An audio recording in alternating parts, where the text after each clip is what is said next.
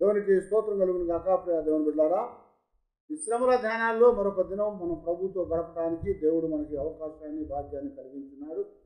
ఇప్పటి వరకు అనేకమైన విషయాలు మనం జ్ఞాపకం చేసుకున్నాం. యేసు ప్రభువు ఎందుకు ఈ లోకానికి వచ్చారు, ఎందుకు ఆయన మన నిమిత్తము బలిగా చేయబడ్డాడు, చనిపోయాడు అని చాలా సంగతులు జ్ఞాపకం చేసుకున్నాము. ఆయన మన పాపాల కొరకు బలి అయ్యాడని, ఆయన మనకు దేవునితో ఉన్న శత్రుత్వాన్ని తీసివేసి సమీపస్తులుగాను మిత్రులుగా చేశాడని, ఆయన మన జీవితాల్లో మరణము యొక్క బలము గలవానికి మనం భయపడుతుండగా ఆ భయం నుంచి విడిపించాడని, అలాగే మన కొరకు ఆయన పస్కా బలిగా పులియలేని రొట్టెగా చేయబడి మనకు ఆయన జీవాహారం ఇచ్చాడని, అలాగే మన జీవితాల్లో మనము పాపము చేసి మరి సాతాను యొక్క బంధకాల్లోనికి లోక సంబంధమైన ఆ యొక్క కబంధ హస్తాల్లోనికి వెళ్ళినప్పుడు మనల్ని విడిపించడానికి మన కొరకు దేవుని యొక్క సన్నిధిలో విమోచన క్రయధనాన్ని ఇవ్వటానికి ఆయన బలి అయ్యాడని, అలాగే ఆ యొక్క బలి అర్పణ ద్వారా మన జీవితాల్లో మరణించినట్లు వారంగా పాపపు వాసనలో ఉండగా మనం ఆ పాప వాసన తీసివేయబడి జీవార్థమైనటువంటి జీవపు వాసనగా ఉండేటట్లుగా మరి పరిమళ సువాసన మనకి ఇవ్వటానికి మన కొరకు ఆయన చనిపోయాడని చెప్పుకున్నాం.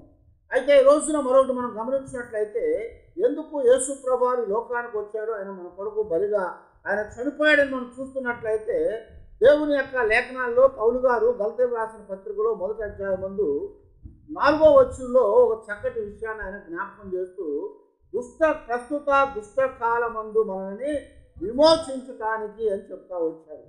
మన జీవితాల్లో మన తండ్రి అయినటువంటి దేవుని చిత్త ప్రకారము ఆయన మనలను ప్రస్తుత దుష్ట కాలములో నుండి విమోచింపవలనని మన పాపం నిమిత్తము తనను తాను అప్పగించుకొనెను. హల్లెలూయా. మన పాపముల్లో నుంచి విడిపించడానికి, మన యొక్క జీవితాల్లో ప్రస్తుతం ఉన్నటువంటి దుష్ట కాలములో నుండి విమోచించడానికి తనను తాను మన కొరకు దేవునికి అప్పగించుకున్నాడు అని చెప్తున్నమాట. దుష్ట కాలం అనేది ఇక్కడ జ్ఞాపకం చేస్తున్నాడు. చెడ్డ కాలం అన్నమాట. ఆ యొక్క చెడ్డ సంబంధమైనటువంటి లోకంలో నుంచి మనల్ని విడిపించాలని, మన జీవితాల కొరకు ఆయన త్యాగం చేశానని ఆయన సెలవిస్తూ వచ్చాడు. ఇక్కడ మనం యేసు క్రీస్తు వారి యొక్క సిలువ అనేది మనకు ప్రత్యానుమానంగా మారినట్టుగా మనం గమనిస్తూ ఉంటాం. అంటే దాని అర్థం ఏంటంటే, మనము శిక్షించబడాలి, మనము చనిపోవాలి, మనము రక్తాన్ని కార్చవలసి ఉంది. కానీ మనము చేయకుండా మన నిమిత్తము ఆయన చేశాడు, మన నిమిత్తముగా ఆయన ప్రచున్నముగా చేయబడ్డాడు. అందుకొరకే ఇప్పుడు ఉన్నటువంటి ప్రస్తుత మరి ఆ దుష్ట కాలములో నుంచి విమోచించడానికి యేసు క్రీస్తు వారు మన కొరకు ఆయన తనను అప్పగించుకున్నాడు. కారణము ఏంటంటే, మనము చనిపోవలసి ఉండగా, మరణించవలసి ఉండగా, మన మరణంలో చిక్కబడకుండా మన మరణాన్ని ఆయన తీసుకొని మనకు ఆయన జీవాన్ని ఇవ్వటానికి సిలువలో బలి అయ్యాడని చెప్తూ వచ్చాడనమాట. దాని కొరకు చాలా విషయాలు మనం జ్ఞాపకం చేసుకున్నాము. యేసు ప్రభువారే స్వయానా చెప్పినటువంటి ఆ మార్కు సువార్త 10వ అధ్యాయం 45వ వచనంలో, మనిషి కుమారుడు పరిచారము చేయించుకుంటూ రాలేదు, కానీ ఆయన పరిచారము చేయుటకును అనేకులకు ప్రతిగా విమోచన క్రయధనముగా తన ప్రాణం పెట్టడానికి ఈ లోకానికి వచ్చాడని చెప్తా వచ్చాడు. ఎందుకు ఆయన ప్రాణం పెట్టాడు, ఎందుకు ఆయన బలిగా అర్పించబడ్డాడు, ఎందుకు ఆయన మరి అలా చేయవలసి వచ్చిందయ్యా అంటే, మనలను ప్రేమించాడు కనుక, ఆయన ప్రేమై ఉన్నాడు కనుక ఆ ప్రేమను బట్టి మన జీవితాలకి విమోచన ఇవ్వాలని కోరుకున్నాడు. ఆ ప్రేమ ఇప్పుడు దుష్ట సంబంధమైనటువంటి కాలములో నుంచి విడిపించబడాలి. ఎందుకంటే దేవుడు మొట్టమొదట ఏదైనా తోటలో సృజించబడినటువంటి ఆ సృష్టి కూడా ఎలాగుందాయా అంటే, ఎలాంటి దుష్టత్వం అనేది లేకుండా, ఎలాంటి పాపం అనేది లేకుండా నీతిగా ఉన్నది. అది ఎంతో మహిమా స్వరూపంగా ఉన్నట్లుగా దేవుని వాక్యం ద్వారా మనకి జ్ఞాపకం చేస్తూ ఉన్నాడు.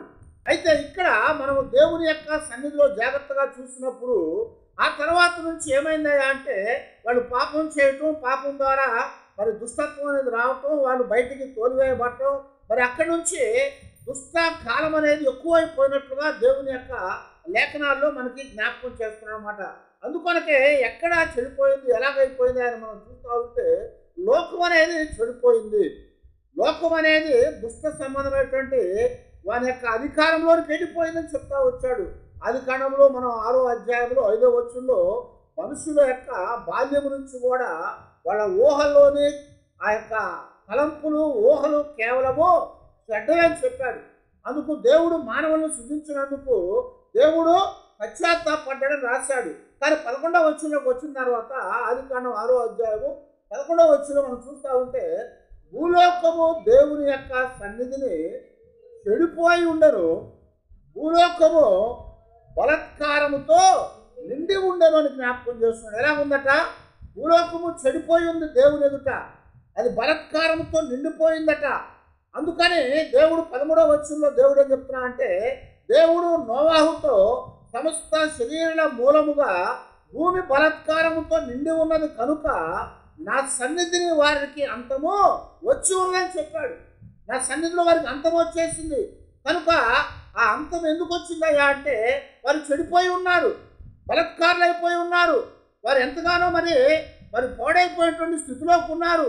వాళ్ళ తలంపులు ఊహలు కేవలము చెడ్డవుగా ఉన్నట్లుగా దేవుని వాక్యం మనకి ఇక్కడ ఆయన జ్ఞాపకం చేశాడు. అంతేకాకుండా అదే ఆది కాండంలో 19వ అధ్యాయంలోకి వచ్చినప్పుడు అక్కడ 13వ వచనంలో కూడా సొదొమ గొమొర్రా దగ్గరికి లోతు అక్కడ ఉన్నప్పుడు దేవుని దూతలు అక్కడికి వచ్చి ఏం చేశారట, ఆ యొక్క జనుల యొక్క చెడుతనం అనేది ఏమైపోయిందట, విస్తరించిపోయిందట. 19వ అధ్యాయము 13వ వచనంలో మేము ఈ చోటును నాశనము చేయబోతున్నాం కనుక వారిని గూర్చిన మొర యెహోవా సన్నిధిని గొప్పది ఆయన గనుక దానిని నాశనము చేయుటకు యెహోవా మమ్మను పంపెను అని చెప్పాను. ఏమన్నా అంట, ఆ యొక్క సొదొమ గొమొర్రాల యొక్క పాపపు ఘోష దేవుని దగ్గరికి చేరిందట, అది గొప్పదట. అందువల్ల దేవుడు ఆ ప్రాంతాన్ని నాశనం చేయటానికి, ఆ దుష్ట సంబంధమైన జనాంగాన్ని నాశనం చేయటానికి ఏం చేశాడు, తన దూతలను పంపించాడు ఇప్పుడు సొదొమ గొమొర్రాల దగ్గరికి. అదంతా మనకు తెలిసిన సంఘటన. కనుక వాళ్ళు వచ్చారు, లోతు కుటుంబాన్ని బయటకు తీసుకొని వచ్చారు. మిగిలిన దాని అంతటిని కూడా అగ్ని గంధకాలతో వారు కాల్చివేసినట్టుగా మనం గమనిస్తూ ఉన్నాం. అయితే ఇక్కడ దుష్ట కాలం అనేది, చెడ్డ కాలం అనేది ఆది కాండం నుంచి కూడా ఇప్పటి వరకు కూడా కనపడతానే ఉంది. అప్పుడు చెడ్డవారు ఉన్నారు, తర్వాత చెడ్డవారు ఉన్నారు, యేసు ప్రభువు వచ్చినప్పుడు చెడ్డవారు ఉన్నారు, ఇప్పుడు కూడా చెడ్డవారు ఉన్నారు. అదే చెడ్డ దుష్టమైనటువంటి కాలం అనేది కొనసాగుతూ ఉన్నట్టుగా దేవుని వాక్యాలు మనకి జ్ఞాపకం చేస్తున్నాడు. యేసు ప్రభువు కూడా యోహాను సువార్తలో 7వ అధ్యాయం ముందు 7వ వచనంలో చెప్తూ ఆయన చెప్తాడు కదా, లోకం మిమ్ములను దేశంప నేరదు, కానీ దాని క్రియలు చెడ్డమైనందున నేను దాని గూర్చి సాక్ష్యం ఇచ్చుచున్నాను కనుక అది నన్ను ద్వేషించుచున్నది అని చెప్తాడు. ఏమన్నాడు, లోకము మిమ్మల్ని ద్వేషించదు, ఎందుకంటే మీరు లోకంలో ఉండిపోయారు, మీరు దుష్టకాలంలో ఉండిపోయారు, దాని క్రియలు చెడ్డమైనందున అని చెప్తున్నాడు. దుష్టకాలం అంటే ఏంటి? టైం అనేది చెడిపోయిందా? టైం అనేది చెడిపోలేదు. సమయం అనేది ఎప్పుడు కూడా చెడిపోయేది కాదు. కానీ ఆ కాలంలో జరిగినటువంటి సంఘటనలు ఆ కాలాన్ని దుష్టకాలంగా ఎంచుతూ ఉంటాయి. ఆ దినాన సొదొమ గొమొర్రాలో దుష్టకాలం ఎందుకు చెప్పాడంటే, ఆ జనులు పాపులైపోయారు, వారు దుర్మార్గులైపోయారు, వారు దేవునికి వ్యతిరేకులైపోయారు. దేవుడి నుంచి వారు ఎలాంటి ఆశీర్వాదాన్ని కోరుకోకుండా పాప సంబంధమైనటువంటి కార్యాలు చేయటానికే వారు బహుగా ఇష్టపడ్డారు. అందుకని దేవుడు ఏం చేశాడంటే దానిని నాశనం చేశాడు. ఇక్కడ కూడా అదే చెప్తున్నాడు, మరి దాని క్రియలు చెడ్డమైనందున దాని గూర్చి నేను సాక్ష్యం చెప్తా ఉన్నాను, దుష్టకాలము దుష్ట సంబంధమైనది అని చెప్తున్నాడు. అందుకనే యేసు ప్రభువు కూడా ఒక చక్కటి ప్రార్థన చేశాడు. యోహాను సువార్తలో 17వ అధ్యాయం ముందు 15వ వచనం మనం చూస్తూ ఉంటే దేవుని తండ్రి అయిన దేవునికి ప్రార్థన చేశాడు. ఎవరి కోసం ప్రార్థన చేశారా అంటే తన యందు నమ్మకం ఉంచినటువంటి వారు, తన శిష్యుల కొరకు ప్రార్థన చేశాడు. ఏమని ప్రార్థన చేశారు ఆయన? నీవు లోకములో నుండి వారిని తీసుకొని పొమ్మని నేను ప్రార్థించడం లేదు, కానీ దుష్టుని నుండి, ఆ కీడు నుంచి వారిని కాపాడమని ప్రార్థించుచున్నాను అని చెప్తా వచ్చాడనమాట. దేవుడు ప్రభు అయిన క్రీస్తు వారు తండ్రి అయిన దేవునికి ప్రార్థించాడు. ఏమని? నేను ఇదిగో నీ దగ్గరికి రాబోతా ఉన్నాను, వారి కొరకు నేను మరణించబోతా ఉన్నాను లోకం కోసము. అయితే నేను వచ్చినప్పుడు ఇక్కడ వీరి కొరకు కాపుదల కొరకై నేను ప్రార్థన చేస్తున్నాను. ఆయన శిష్యులతో ప్రత్యేకంగా చెప్తా ఉన్నాడు. ఆయన శిష్యులు అంటే ఎవరయ్యా అంటే, ఎవరైతే ఆయన్ని వెంబడించగలుగుతారో వారందరూ శిష్యులే. ఆ దినాన 12 మందే వెంబడించారు, వారు శిష్యులుగా ఎంచబడ్డారు. ఈ రోజున కోట్ల మంది ఆయన్ని వెంబడించేవారుగా ఉన్నారు, ఆయన ఆజ్ఞలను పాటించేవారుగా ఉన్నారు. ఎవడైతే నా మాట వింటాడో వాడు నా శిష్యుడై ఉంటాడు అని చెప్పాడు ప్రభు. కనుక మనం అందరం కూడా శిష్యులమే ఆయనకి. అందువల్ల ఈ లోకములో నుండి మనల్ని తీసివేయమని దేవుడికి ప్రార్థన చేయట్లేదు. చాలాసార్లు ఏమనుకుంటామంటే, పాపం మనకు అంటుకోకుండా ఉండాలంటే పాపలోకంలో మనం ఉండకూడదండి అంటారు చాలామంది. పాపం అంటకుండా ఉండాలంటే పాపలోకంలో ఉండకూడదంటారు. మనము ఈ లోకం అంతా కూడా పాడైపోయిందని, చెడిపోయిందని, దుష్ట సంబంధంగా నిండిపోయిందని అందరూ చెప్తా ఉన్నారు. మనం అందులోంచి ఎక్కడికి వెళ్ళగలుగుతాము? ఈ లోకం దాటి వెళ్ళిపోతే మరొక లోకానికి వెళ్ళాలి, పరలోకం. కానీ అక్కడికి వెళ్ళాలంటే ఈ లోకంలో దేవుడు మనకిచ్చిన సమయము యాత్ర ముగించుకోవాలి.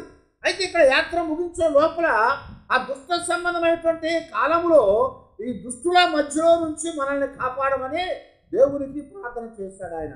ఆ ప్రార్థనలో దుష్టుల నుండి కాపాడమని ప్రార్థిస్తున్నాను అని చెప్పారు. దుష్ట కాలంలోంచి ప్రార్థిస్తున్నాను, కానీ ఈ లోకంలోంచి వారిని తీసివేయమని కాదు. ఈ లోకంలో చెడిపోయిందనేది అక్కడ లేకపోతే, నువ్వు అక్కడ ఉండకుండా ఉంటే నువ్వేం చెడిపోతావు కదా. ఒక చెడ్డ సమాజం ఉందనుకోండి, ఆ చెడ్డ సమాజంలో మనం ఉన్నప్పుడు ఏమవుతుంది? ఆ చెడు అనేది మన మీద పడతా ఉంటుంది. దుమ్ముంది, వర్షం పడతా ఉంది, లేదా బయటంతా కూడా రోతగా ఉంది. మనం వెళ్తూ ఉన్నప్పుడు ఎవడో మన పక్క నుంచి వెళ్ళిపోతాడు, అదంతా కూడా ఏమవుతుంది? మన మీద పడిపోద్ది. ఎందుకో మనం కావాలని దాంట్లోకి వెళ్ళాం, కానీ అదే మన మీద పడతా ఉంటుంది.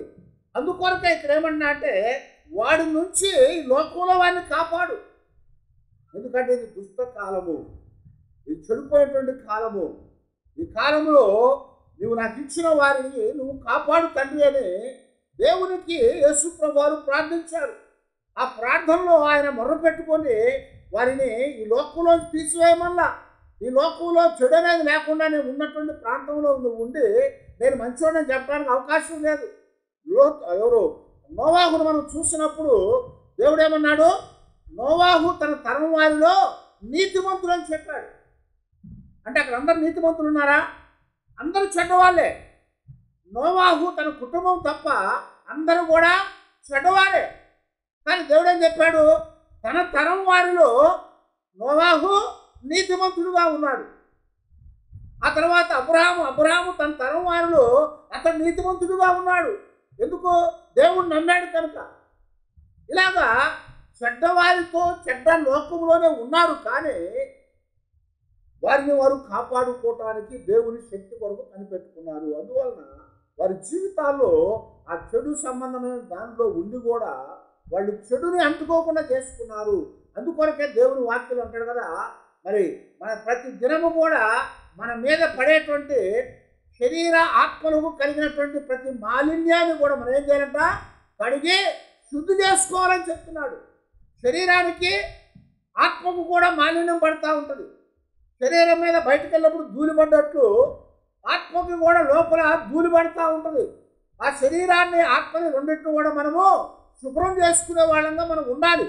అలాగే శుభ్రం చేసుకుంటే లోకంలో దేవుడిచ్చినటువంటి ఆ యాత్రా దినాలు ముగిసే వరకు మనం ప్రభువు కొరకు జీవించాలి.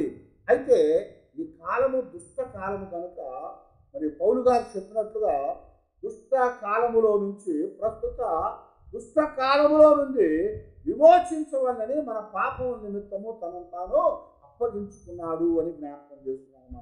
ఆయన అప్పగించుకున్నాడు. ఎందుకు అప్పగించుకున్నాడంటే దుష్ట కాలంలో ఉంచి మనం తప్పించడానికి. అదే పౌలు గారు కూడా మరి తిమోతికి రాసిన 2వ పత్రికలో 3వ అధ్యాయంలో అక్కడ మొట్టమొదటి వచ్చిన చెప్తా ఉంటాడు కదా, అంచె దినములలో అపాయకరమైన కాలములు వచ్చినని తెలుసుకోండి అని చెప్తున్నారు. అంచె దినాల్లో అపాయకరమైన కాలము, దుష్టకాలం. అపాయం అంటే చెడ్డది కదా, అపాయం అంటే చెడ్డది, లేకపోతే ప్రమాదం. అయితే అంచె దినాల్లో ఆ దుష్టకాలం అనేది ఒకటి వస్తుంది, అపాయకరమైనటువంటి కాలం ఒకటి వస్తుంది కనుక దాన్ని మీరు తెలుసుకోవాలి. అందులో నుంచి మిమ్మల్ని విమోచించడానికే యేసుక్రీస్తు వారు ఇప్పుడు మన నిమిత్తము ఆయన తనను తాను దేవునికి అప్పగించుకున్నాడు అని జ్ఞాపకం చేస్తున్నాను. ఇప్పుడు యేసుక్రీస్తు వారు ఎవరయ్యా అంటే మన ప్రాణములకు తన ప్రాణాన్ని అడ్డుగా ఉంచాడు. మనం పొందవలసిన దాన్ని ఆయన పొందాడు. మన నిమిత్తము మన కొరకు ప్రత్యుమ్యముగా, అంటే ఒకటి తీసేసినప్పుడు మరొకటి అక్కడ పెట్టబడాలి కనుక మనల్ని రక్షించాలనుకున్నాడు కనుక, మనల్ని కాపాడాలనుకున్నాడు కనుక, మనం చనిపోకుండా మరి జీవించాలని కోరుకున్నాడు కనుక ఆ మరణాన్ని ఆయన పొందాడు. అందుకే యేసుక్రీస్తు వారు మన నిమిత్తము ప్రత్యున్నముగా చేయబడ్డాడు అని మరి బైబిల్లో చాలా తేటగా రాయబడతా వచ్చింది. పౌలు గారే గలతీ రాసిన పత్రికలోనే 2వ అధ్యాయం 20వ వచనంలో ఆయన చెప్తా ఉంటాడు కదా, నేను క్రీస్తుతో కూడా సిలువ వేయబడి ఉన్నాను, ఇకను జీవించువాడను నేను కాను కానీ క్రీస్తే నా యందు జీవించుచున్నాడు. నేను ఇప్పుడు శరీరమందు జీవించుతున్నటువంటి జీవితము నన్ను ప్రేమించి నా కొరకు తనను తాను అప్పగించుకొనిన దేవుని కుమారుని యందు విశ్వాసము ద్వారా జీవించుచున్నాను. హల్లెలూయా. ఏం చెప్పాడండి? ఇప్పుడు మనం జీవిస్తున్నామంటే మనం సొంతగా జీవించట్లేదు. ఇప్పుడు మనం బ్రతికున్నామంటే మన ప్రాణము అలా నిలబెట్టబడి ఉంది అంతే. కారణం ఏంటంటే యేసుక్రీస్తు వారు మన కొరకు చనిపోయాడు కనుక సిలువలో ఆయన మన మరణాన్ని తీసుకున్నాడు, మన పాపాన్ని తీసుకున్నాడు, మన సమస్తమైనటువంటి ఆ దుష్టత్వాన్ని తీసుకున్నాడు. ఆయన తీసుకొని ఆయనలో ఉన్నటువంటి జీవాన్ని మనకి ఇచ్చాడు. అందుకే యోహాను సువార్తలో యేసు ప్రభువారు 10వ అధ్యాయం 11వ వచనం చెప్పాడు, నా గొర్రెలను నేను ప్రేమిస్తున్నాను, నేను మంచి కాపరిని కనుక నా గొర్రెల కొరకు నా ప్రాణాన్ని నేను పెట్టుచున్నాను అంటున్నాడు. దాన్ని పెట్టడానికి తిరిగి తీసుకోవడానికి నాకు అధికారం ఉంది, అది నా తండ్రి వలన పొంది ఉన్నానని చెప్పాడు. అది నా తండ్రి వలన నేను పొంది ఉన్నానని చెప్తున్నాను. కాబట్టి మన జీవితాలు ఇప్పుడు జీవిస్తున్నామంటే దాని అర్థం ఏంటంటే మనం సొంతగా జీవించట్లేదు.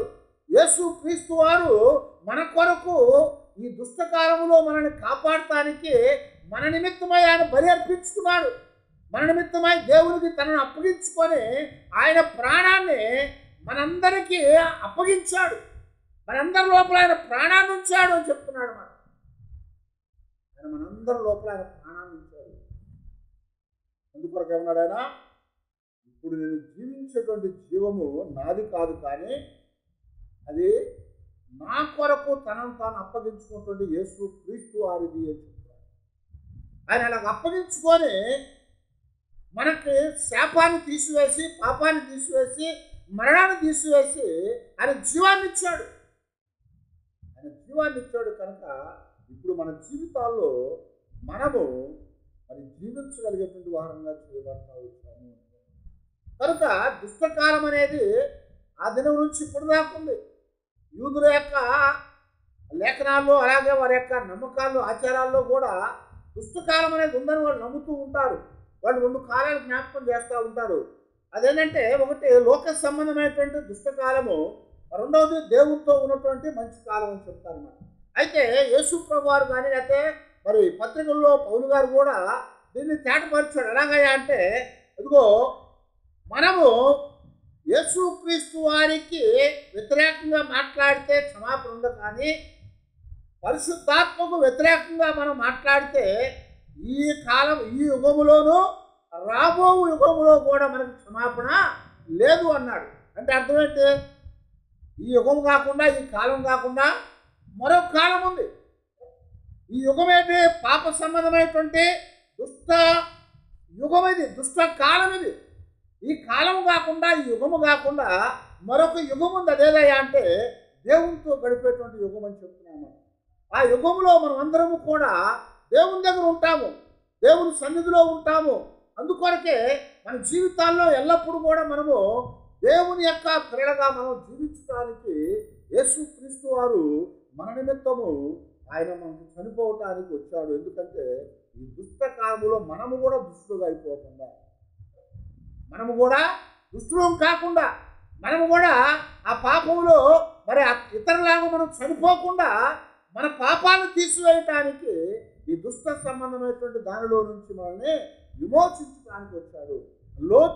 లోతు కుటుంబాన్ని దేవుడు ఎందుకు బయటకు తీసుకొచ్చాడు? అబ్రహాం వేడుకున్నాడు. అంతేకాకుండా లోతు కూడా నీతిమంతులు చెప్పబడ్డాడు.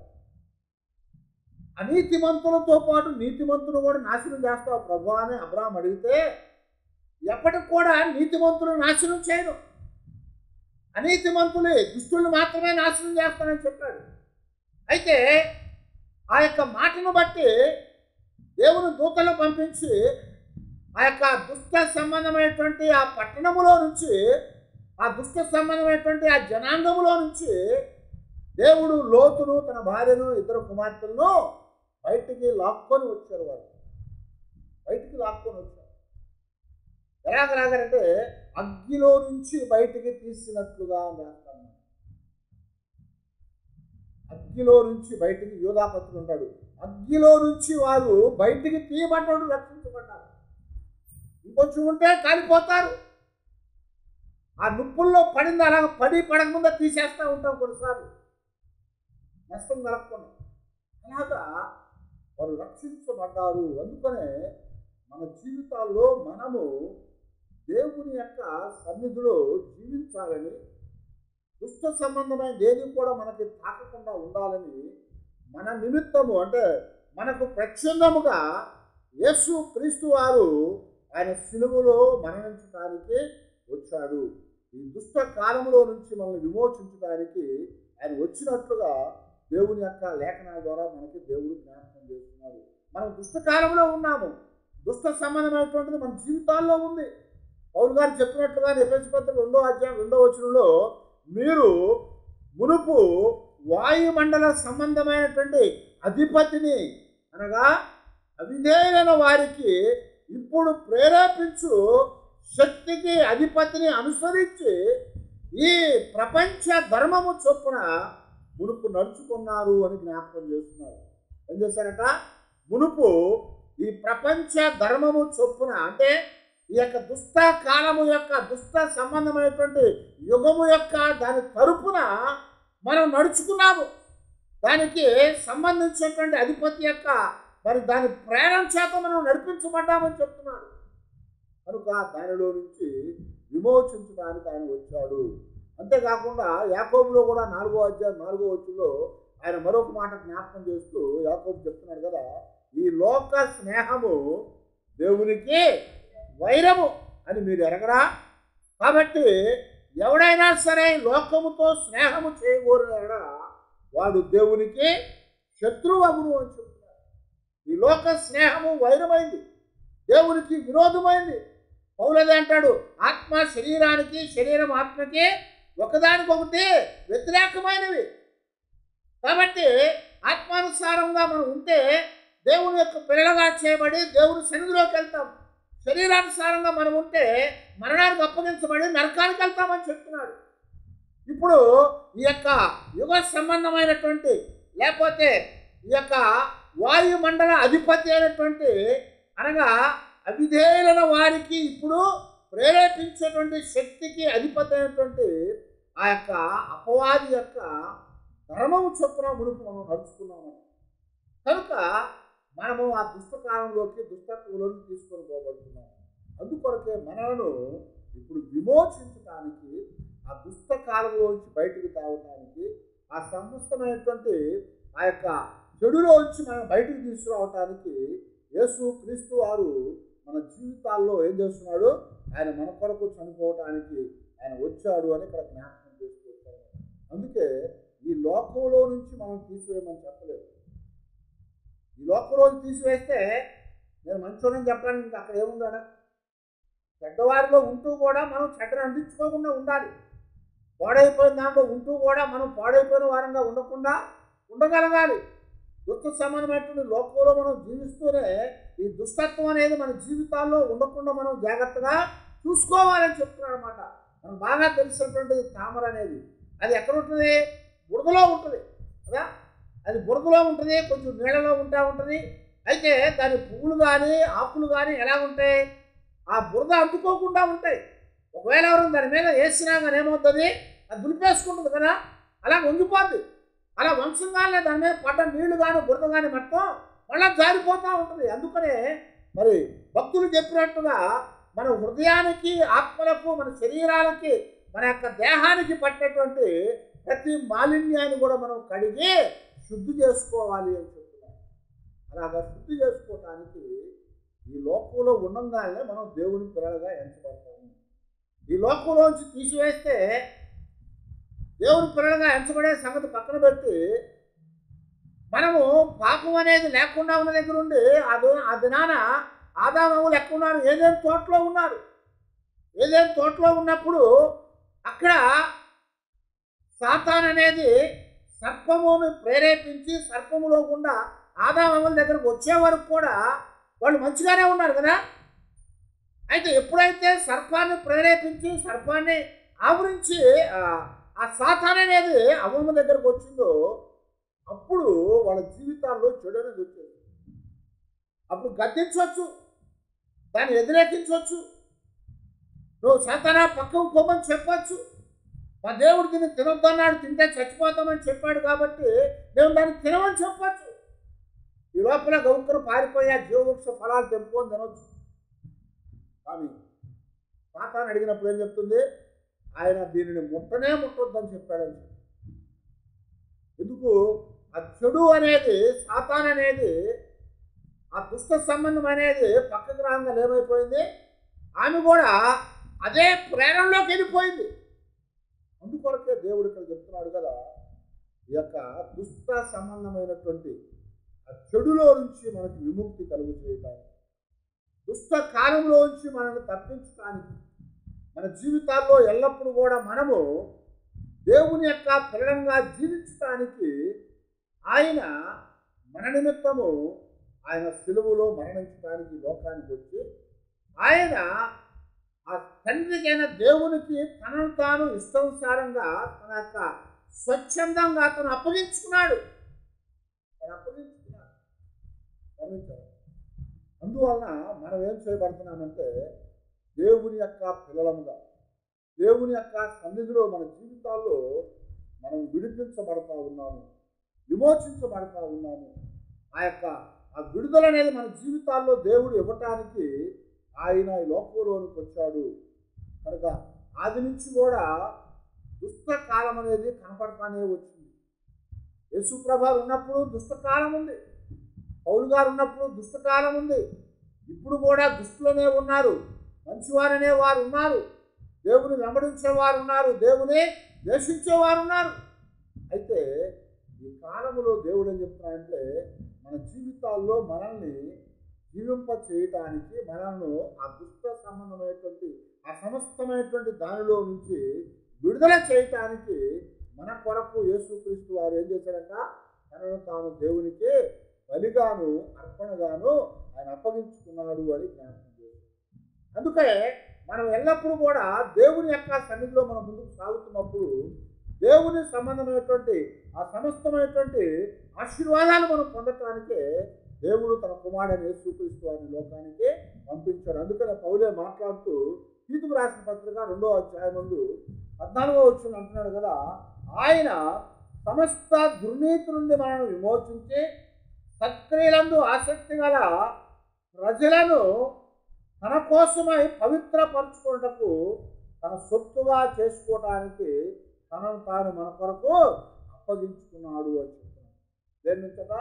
సమస్తమైనటువంటి దుర్నీతిలో నుంచి తప్పించడానికి, సమస్తమైనటువంటి దుర్నీతిలో నుంచి తప్పించడానికి, అందులో నుంచి తప్పించి మన జీవితాల్లో నీతిమంతులుగా చేయటానికి ఆయన వచ్చాడు అని చెప్తున్నారు. అందుకనే పౌలు గారు చెప్పినట్టు రోమిలకు రాసిన పత్రికలో అబ్రహాము దేవుని నమ్మెను, అది అతనికి నీతిగా ఎంచబడెను అని జ్ఞాపకం చేస్తున్నారు. ఏం చేశారంట? దేవుణ్ణి నమ్మాడు కాబట్టి ఆ దేవుణ్ణి నమ్మినటువంటి ఆ స్థితి ఆయన జీవితంలో ఏం చేయబడిందట? నీతిగా ఎంచబడింది అని చెప్తున్నాను. కనుక మరి యోహోను కూడా రాస్తూ మరోసారి 1వ యోహోను పత్రిక 5వ అధ్యాయంలో 9వ వచనంలో చెప్తున్నాడు కదా, మనము దేవుని సంబంధమనియు లోకమంతయు దుష్టుని యందు ఉన్నదనియు ఎరుగుదుము అంటున్నాడు. ఏమన్నాడు? మనం ఎవరమాట? దేవుని సంబంధులమే. ఈ లోకమంతా ఎక్కడుంది? దుష్టుని యొక్క ఆధీనంలో ఉంది. ఈ దుష్టుని యొక్క ఆధీనంలో ఉంది. యేసుప్రభువు ఒకసారి ఒక మాట చెప్పాడు. ఏమన్నా అంటే, ఇదిగో ఈ యొక్క లోక అధికారి ఇప్పుడు బయటికి తోసివేయబడుతున్నాడని చెప్పాడు. లోక అధికారి బయటికి తోసివేయబడుతున్నాడు. దుష్టుడు అనేవాడు బయటికి నెట్టివేయబడబోతున్నాడని చెప్పాడు. కనుక సమస్తమైనటువంటి దుష్ట కాలంలో నుంచి దేవుడు మనల్ని విమోచించడానికి, ఆ చెడ్డ కాలంలో నుంచి దేవుడు మనల్ని విమోచించడానికి, మన జీవితాల్ని తప్పించడానికి, మరణం నుంచి, పాపం నుంచి, శాపం నుంచి, సమస్తమైనటువంటి దుష్టత్వం నుంచి దేవుడు మనల్ని విమోచించడానికి ఆయన మానవుడుగా ఈ లోకానికి వచ్చి మన నిమిత్తమే మనకు ప్రత్యామ్నాయముగా ఆయన ఆ సిలువలో మరణించాడు. పాపం చేసిన వాడు తప్ప మరొకడు మరణించడానికి వీల్లేదని పాత నిబంధనలో రాయబడతా ఉంది. దేవుడు చెప్తాడు కదా, ఎవడి పాపమును బట్టి వాడికే శిక్ష విధించబడాలి. ఎవడి పాపాన్ని బట్టి వాడికే శిక్ష విధించబడాలి. తండ్రుల పాపాన్ని బట్టి పిల్లలకి, పిల్లలకి పాపాన్ని బట్టి తండ్రులకు శిక్ష రాదు. కనుక ఎవడు తప్పు చేస్తే వాడే పట్టుకుని పోబడతాడు, వాడే శిక్షించబడతాడు. అది పాత నిబంధనలో చెప్పినటువంటి మాట. కనుక దానిలో నుంచి తప్పించడానికి ఇప్పుడు యేసుక్రీస్తు వారు మన కొరకు ఈ లోకంలోనికి వచ్చాడు. కనుక మనము ఈ దుష్ట సంబంధమైనటువంటి యుగము లేదా కాలములో నుంచి మనం తప్పించబడ్డాం ఈరోజు. ఎందుకంటే ఆయన మన కొరకు సిలువలో మరణించాడు. ఆయన మరణించడం ద్వారా మన మరణం తీసివేయబడిపోయింది. ఆయన తనను అప్పగించుకోవడం ద్వారా మనను విడిపించడం జరిగింది. ఆయన దానికి సంబంధించినటువంటి ఆ పెనాల్టీ దేవునికి కట్టడం ద్వారా మనము కట్టకుండా తప్పించుకున్నాము. కనుక ఈరోజు దేవుని యొక్క సన్నిధిలో మనను పరిమళ సువాసనగా ఉండటానికి ఆయన విమోచన క్రయధనాన్ని అప్పగించి మనల్ని కాపాడి, ఇప్పుడు దుష్ట కాలంలో ఉన్నాము కనుక ఈ దుష్ట కాలములో నుంచి మనం తప్పించడానికి ఆయన మన కొరకు చనిపోయాడు అని పౌలు గారు చెప్తున్నాడు. అదే మాట యేసుక్రీస్తు వారు కూడా మనకి జ్ఞాపకం చేశారు. అందుకే పౌలు గారు మరొక మాట చెప్తూ అంటాడు కదా, ఎఫెసీ పత్రికలో 5వ అధ్యాయంలో అంటాడు కదా, కాలము చెడ్డదని ఎరిగి, చెడ్డ కాలం ఉందని, చెడ్డదైనటువంటి సమయము ఉన్నదని మనం ఎరిగి ఏం చేయాలంట? మనం కాలాన్ని సద్వినియోగం చేసుకోవాలని చెప్తా ఉంటాడు. 5వ అధ్యాయంలో 14-15 వచనం చెప్తున్నాడు, దినములు చెడ్డవి గనుక మీరు సమయమును పోనీయక సద్వినియోగము చేసుకొనుచు అజ్ఞానుల వలె కాక జ్ఞానుల వలె నడుచుకున్నట్లు జాగ్రత్తగా చూచుకొనుడి. ఇందు నిమిత్తమే మీరు అవివేకులు కాక ప్రభువు యొక్క చిత్తమేమిటో గ్రహించుకోండి అని చెప్తున్నాడు. హల్లెలూయా. కనుక మనం ఇప్పుడు దుష్ట కాలంలో నుంచి తప్పించబడ్డాం. కనుక యేసుక్రీస్తు వారు మన కొరకు చనిపోయి మనం తప్పించారు. అందువలన మనం ఇప్పుడు ఎలా ఉండాలట? దినములు చెడ్డవి కనుక సమయమును పోనీయక దాన్ని ఉపయోగం చేసుకుంటూ అజ్ఞానుల వలె కాక జ్ఞానము కలిగినటువంటి వారంగా ఆ ప్రభువుని మనం జాగ్రత్తగా వెంబడించాలి. ఆయన వెంబడించినప్పుడు మన జీవితాలకి కృప అనుగ్రహించబడుతుంది. ఇందు నిమిత్తమే మీరు అవివేకులు కాక ప్రభువు చిత్తమేమిటో ఏం చేయమన్నాడు?